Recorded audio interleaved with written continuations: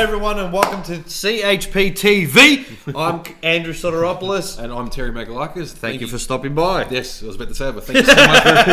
Thank you so much for watching us, guys. We really do appreciate it. Again, you guys are viewing this really helps us, especially to get the message out to not only everyone on YouTube, also on Facebook, but also Instagram as well. But yeah, before we start off with today's topic, make sure to hit that subscribe button, like, leave a comment to us, even share the YouTube. We really appreciate your support and the help that you guys can give to us, and we can give back to you. So today's topic that we basically, compared to a lot of other topics that we have discussed, this is actually a very interesting one. More so to the one about the dark side of happiness, but this is something that about comparing. Now, the topic today is actually very interesting. It says, "Don't compare yourself, but compare yourself."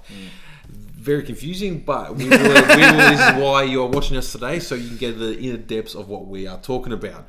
So, basically, how to make comparing work for you. And the first topic we want to do, or the first sort of point we want to mention, is lacking versus packing. Now, basically, I wanted to ask you more about this lacking versus packing.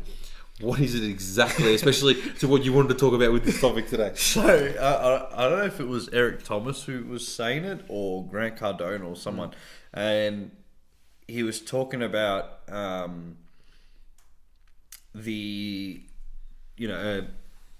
people not getting what they want in life and certain things, and then seeing someone else have something that they want, or comparing that person, like, oh, that person's beautiful and I'm not. And what he said was, it's what you're lacking versus what you're packing, right? So instead of looking at what you don't have in your life, it's all about looking at what you do have in your life, right? And you already have the resources within you. Everything that you need to be you is already within you. Yes, there's things that you'll grow upon and things that you'll go through, that you'll learn and so forth.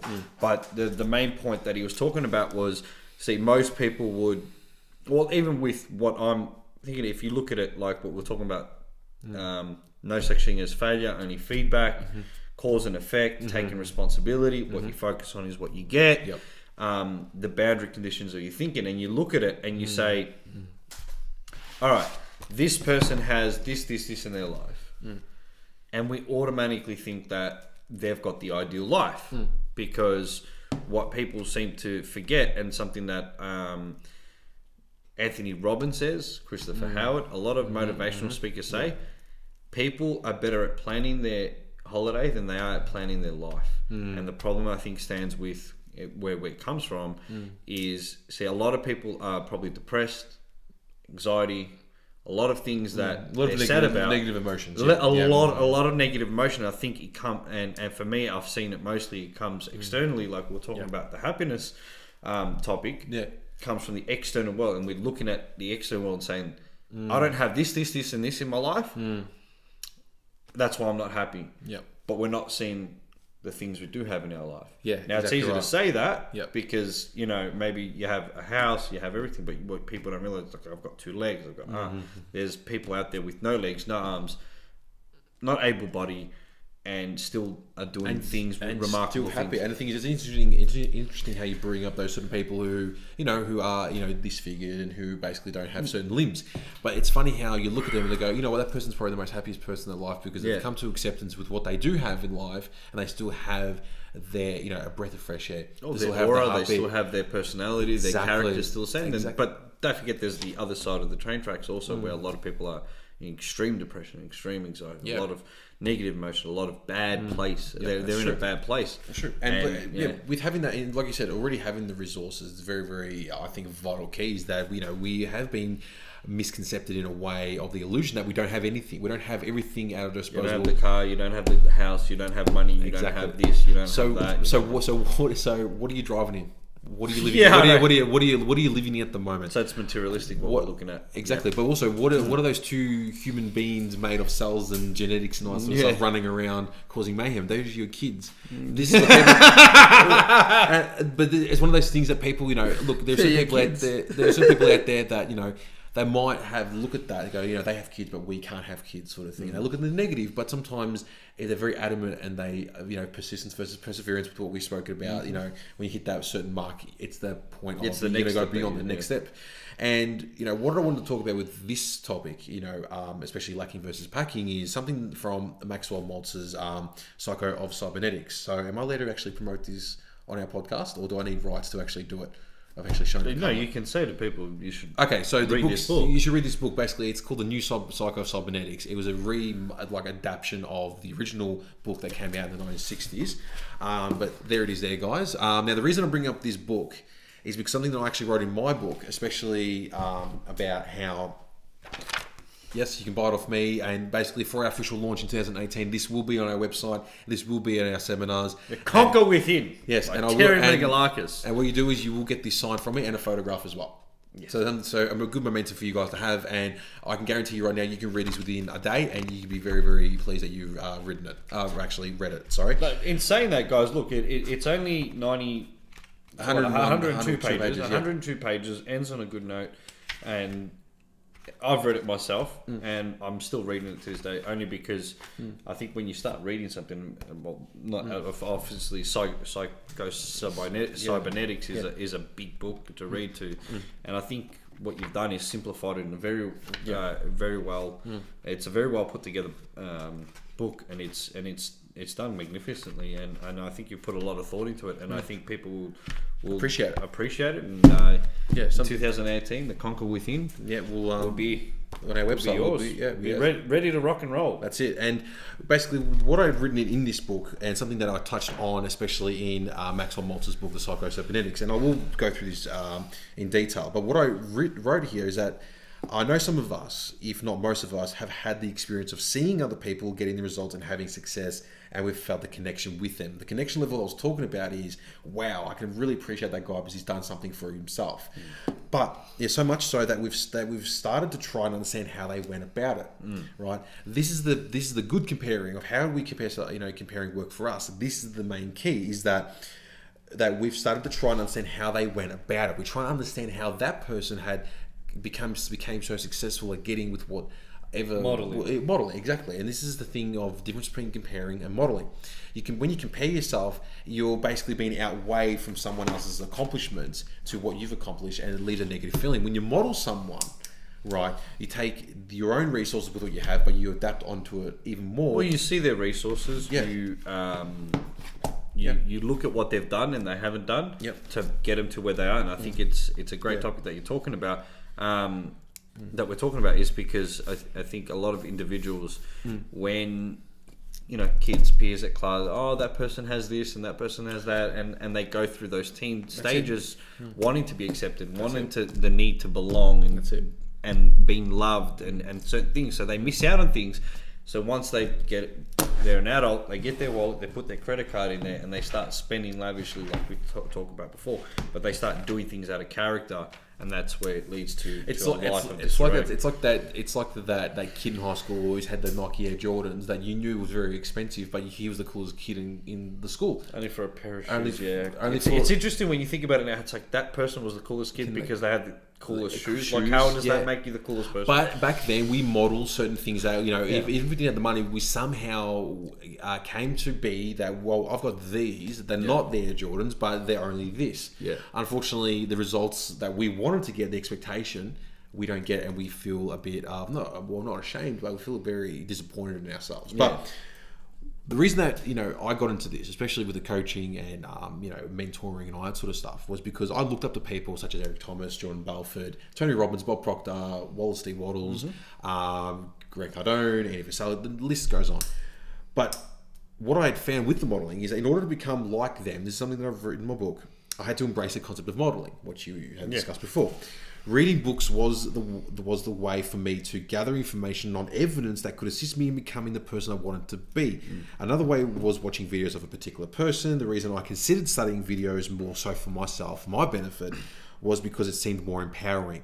Because what I'm saying more empowering, which I'll get through in a minute, because you see their body language, you see their behavioural patterns, you see how they use words, you see their patterns with their hands and their fingers. How Tony Robbins, how he uses his hands. to empower other people and stuff. I'm sure that in the basketball world or the soccer world, there are certain things that when you started playing soccer, when Andrew was playing soccer, that you would model and adapt into your own game. Well, basketball, it was a lot easier to model basketball, I think. And get this, guys, he didn't compare. He didn't compare himself to Shaquille O'Neal one or thing, Brian. definitely I couldn't. I was only 5 foot something. I'm not 6 foot, 7 foot. See what I'm saying? He knew those guys are 6'4", whatever. And how tall are you? I don't know, 5'6", 5'7", 5'6", 5'11". Yeah, but you don't understand that. What did you do to make yourself distinctively as a great personnel, but also a character on the basketball court? Well, that's the thing, that I modeled the players that I looked up to. Exactly when I got into coaching, I had no idea what this was about.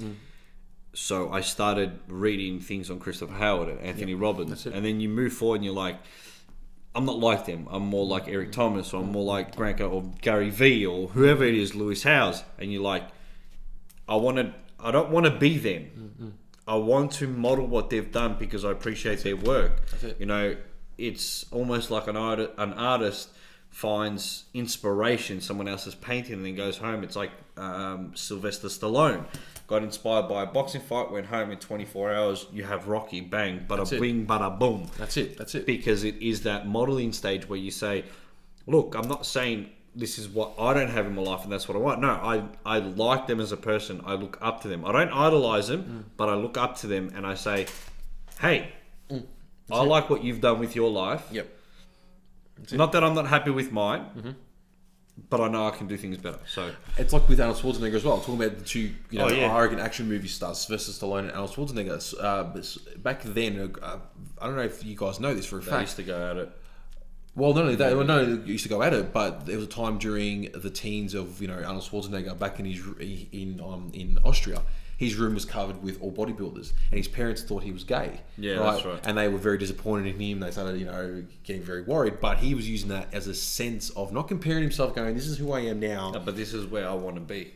And I'm modeling someone. Yeah. And what I said here was that, I was, like I said, I was modeling that particular person. This is what you guys should be doing: is modeling that particular person's external behaviors and psychological tendencies at a conscious level of awareness. We are able to replicate any specific behavior, skill, or ability that an individual who we admire performs in half in the time it takes to learn the skill originally, just by modeling them. So what I mean by that is that we can reduce the time of learning just by studying another individual, not comparing. People compare and they disregard the knowledge for understanding and studying, and they can be completely ignorant. But then they go home and go, "Why am I not being this person?" Instead of working smart. Exactly. That's a clear definition of working smarter, not harder. And like I said, to finish on this topic, guys, especially with lacking versus packing, what do we specifically model? And I've written certain points here. You study their physiology, their actions and behaviors, their habits, vocabulary, style of dress, internal patterns, thoughts, values, all that sort of stuff. But also outside interests, their hobbies, and also peer groups, people that they got mentored. Go back to the source of what made that person. That person. And that's something that, what I'd found, especially when it comes to, and look, to finish off on this lacking versus packing, especially modeling versus comparing, we are constantly modeling each and every day. It's time now that you start to model a person who you admire and start to assimilate their patterns to start to take action. This will be projected externally into reality through your behaviors and actions. Before you know it, the self-image that you want from that person has built into yourself will manifest in fine detail. All right, and this is something that I want to bring up to the next one, rely on yourself. But I want to talk to you a bit more about yours, because we did speak about being a better you by comparing versus modeling. We model more, but you said here, he who governs your life, and is that person worth being a leader, mentor for you? So when it comes to comparing and modeling, why is it such important, especially? Who are you exactly modeling? Is this person going to be a value? All that sort of stuff. I was asked this question, and then I heard it recently in a podcast. Who governs your life? What is it? What is also governing your life? What's in control of your life? Yep. And you need to ask yourself a question. Yep. Are you in control of your life or not? And it's not like, oh, my wife, my husband, my boy, my friends. That there is when it starts getting a little bit on the edge. It's also, wait a minute, what's in control in my life? I think when people start to understand and realize, and that's when I realized, Jesus Christ, I'm not even taking responsibility. Yeah.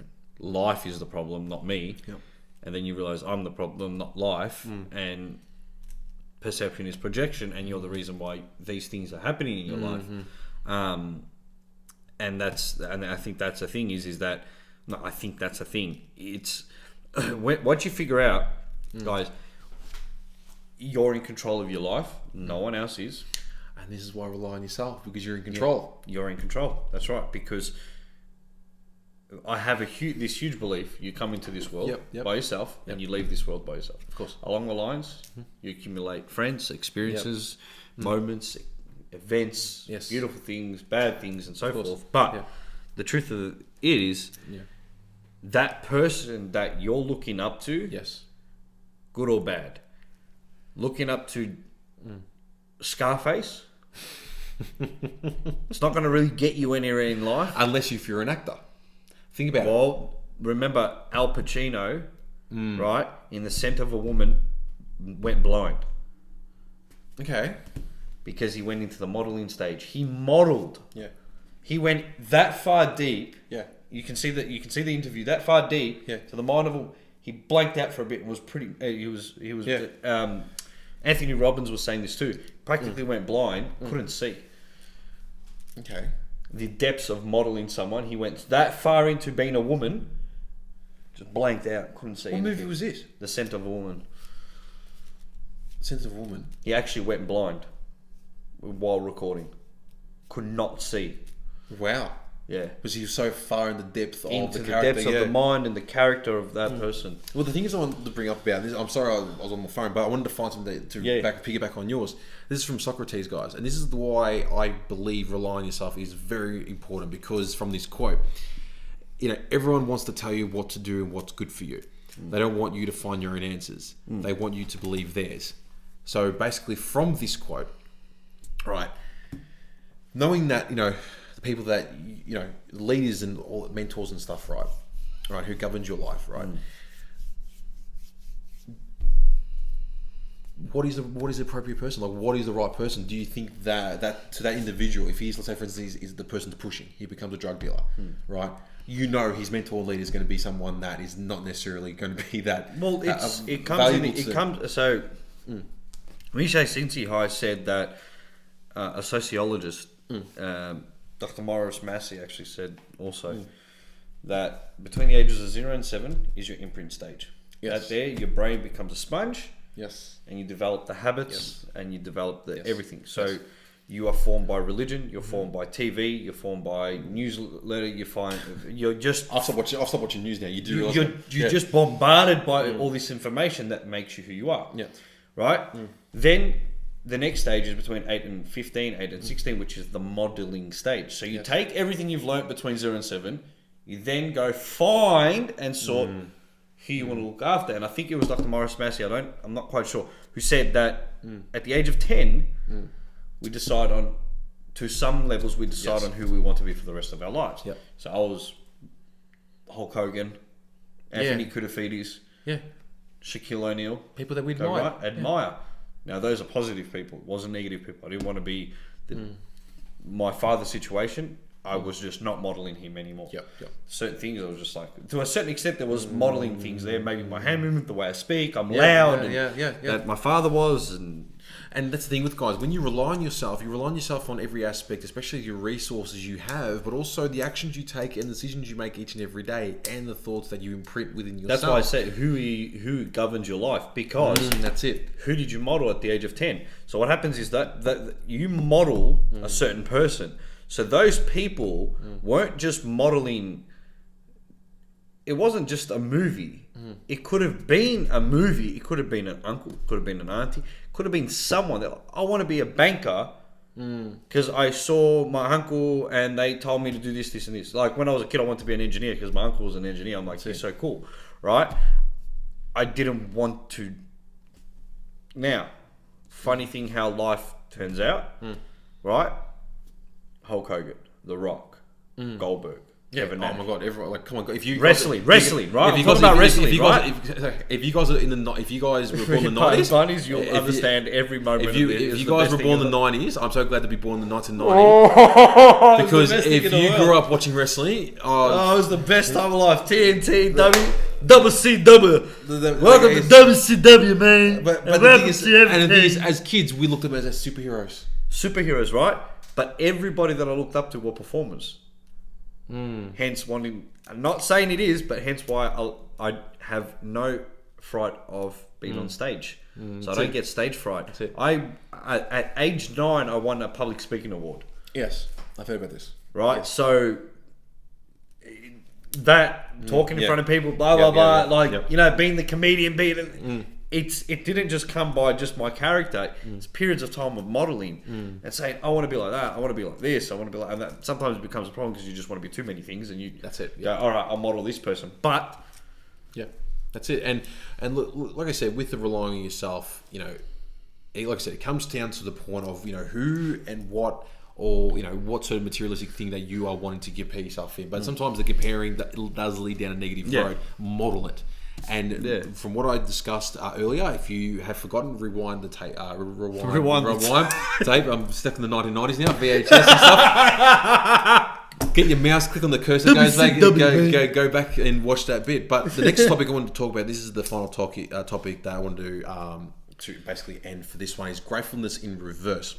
Yeah, I want to ask you this because okay. we right, and I was like, what do you mean by gratefulness in reverse?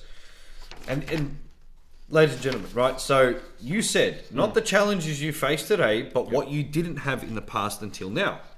Structure and organize yourself with a comparison of your present and past, which will ultimately create your future. Yes. What do you mean by that? It's like the saying goes that, you know, the yesterday's thoughts brought you in today, and today's thoughts will bring you into tomorrow.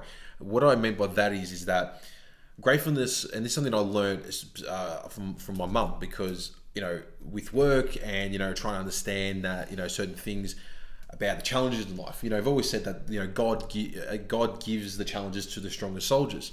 But I learned a new level of thinking was, my mum said, he doesn't give you challenges. He's always giving you something to remember, to make you remember that you never had it in the past. So whatever that you had, so the reason for the comparing yourself and don't compare yourself is right, is compare yourself from the past to now and realize that you, from what you didn't have. Look at me now. Look what I've done. Look what I've done. Started from the bottom. Now we're here.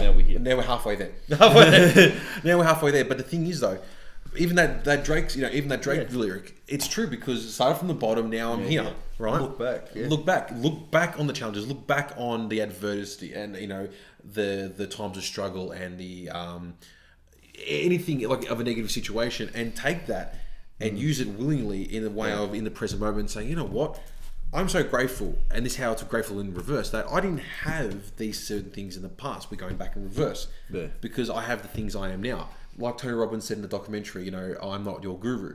Yeah. He goes, if I had the mother and father today, I would not be the person I'm proud to be today. Yeah. Because how his mother had treated him, how his dad had left everyone. Because if he had all that, a fact, if I didn't go through all the stuff that I went through, especially in relationships, I wouldn't be getting married. But the thing is, like I said, with the comparing, right? If you saw yourself and, you know, the comparing back then, right, and compare yourself now, I like that. You know, and some things to do tonight. So, you know, how to make comparing work for you guys is basically look at your past and everything that you've gone through and realize that it has led you to today. Now, if today is not in, you know, on the horizon where the sunrise is, and you're thinking, you know what, I'm not there where I want to be, this is the chance for you to take action, to model someone who can take you from where you are right now to where you want to be. And this is something I wrote in one of my packages, and I will talk to in one of my own podcasts on the CHP page at Facebook. What I had developed in my own self was the 3 W's, right? And this is great for, you know, modeling, especially when you try and compare yourself with certain things. Because again, to rely on yourself, look within yourself and look and say, you know what, I've got to start changing.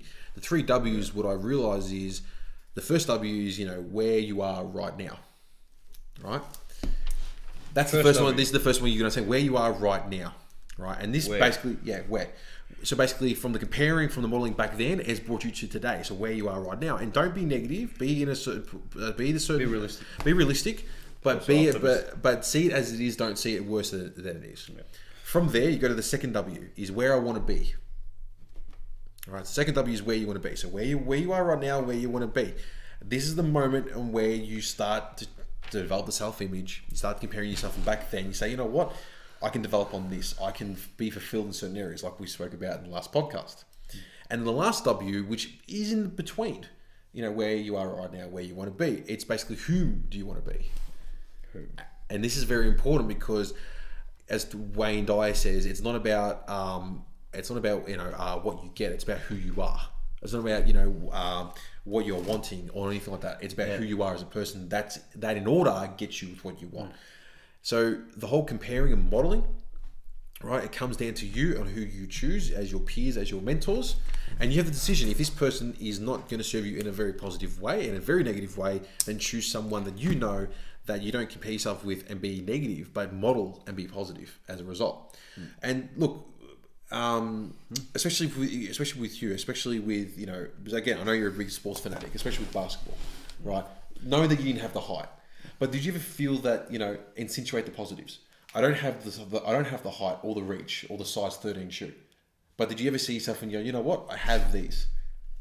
For me, it was different. I'm a person that goes and does. Yeah. So, I'm saying even when I became a coach, no, I know exactly what you're saying. Yeah. But I went and bought the Kobe shoes. I went in and bought the sweatband. I went and bought the thing that wasn't doing it. Right. The shoes are supposed to make me jump higher. Supposed to shoot better. Because Kobe Bryant wears those shoes. Exactly, and that's the misconception that marketing companies do. They go, if you wear Lynx, you'll attract the girls. Yeah, remember the guy who sued Lynx? Yeah. For not he getting girls? He modeled something and didn't work. So this is something that what he's saying is, you know, especially with what you choose and what you bring upon yourself, especially to make your life even better. Well, it's like what I say to people. I say to people, do you okay, you're not having good relationships. Who do you model? If you model your parents, but your parents are divorced, don't speak to each other, hate each other, then why are you modeling them? Oh, interesting. Why you're attracted to those people. The next thing is if you want, it's like the whole thing that if you want to be a millionaire, you hang around millionaires, right? You want to be successful, you hang around successful people. Things that people, even if it's not necessarily true to that fact, because there's heaps of people that become millionaires and their friends aren't millionaires or their family aren't millionaires or anything like that. But there's also called trendsetters where they start the trend for that to happen, right? Yes, or the chain. And you want to be a better coach. You want to be a better manager. You got to look at the people that have done it in a positive way. Yes, have absolutely, helped society, have helped do things for the better. Yep. And that's what's more important, because that's it. Like for example, it was Anthony Robbins, Jim Rohn, you know, Eric Thomas. Eric Thomas created his own style of things, you know, and even Anthony Robbins modeled Jim Rohn with the suits. Yeah, because he knew that the power that Jim Rohn had given to his audience. He just goes, you know what, I'll do that, but I'll do it 10 times bigger because I'll use my height. That's something, you know, he did. I didn't have the smarts like Jim Rohn, you know, at the time, but I knew I've got the height, I've got the loudness. I'll use that, you know. And instead of comparing, he modeled something, but he goes, you know what, I want to make it even better. Yeah. And that's what you guys should be doing. Yeah, and I think that's where it lies. I think especially when you're on the road to success or whatever it is that you're doing in your life, the most important part is understanding that you have to look at, and you're right, where you are right now, so the present moment, where you want to be, right? And that's why I say people plan a holiday better than they plan their life. You need to plan your life. People don't take life seriously. They think that it's all fun and games. They think, I'll have this job for the rest of my life. I'm never going to be in and debt is a good thing, and home is an asset, and all this crap, whatever we've been fed, right? And then who do you want to be? But there's the also thing is that who are the people in my life? Who are people, not even people immediately in my life, people that I can externally look at and go, all right, how did they get to where they are? financially, health, whatever it is. And like I said in the last video, in all areas of life, you need to find someone to model in those areas of life. Exactly right. You just do. That's it. And that there is your path. That's you it. know, especially spirituality. You look at Buddha, you look at Jesus, you look at prophets, you look at meditation. Not gurus, but people, the Dalai Lamas and monks and icons as well, scientific icons, whatever your field whatever is. it is, whatever your field is, you have to go. All right, I'm going. But like we've seen a lot of movies, they go to the. Oh no, what's the quote? Which one? For the quote.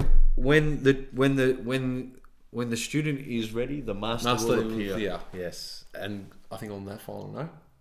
That's it, Thank you guys. Thank you so much. Please like, share, subscribe. Make sure to stay tuned for 2018. Make sure to stay tuned for the latest podcast. Eventually, you'll be able to get this on other platforms. But thank you so much. I'm Andy.